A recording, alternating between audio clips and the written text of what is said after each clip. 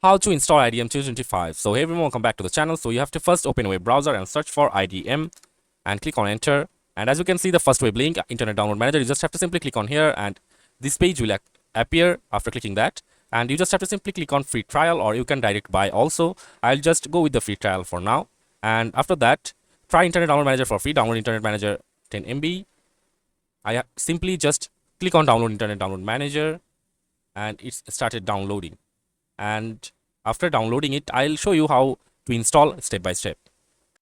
So it's now downloaded. As you can see from here, we just have to simply click on here and give the permission to install the software, and we have to click on next, and I accept the terms and license agreement. You can just read out the agreement if you want to. I'll just skip this part and click on next, and you can just select the folder from here, and I'll let it be the selected one, and click on next and click on next, and it will now automatically install. And as you can see, the IDM is now officially installed here, and you just have to simply double click on the software, and as you can see, it's now telling me to set up the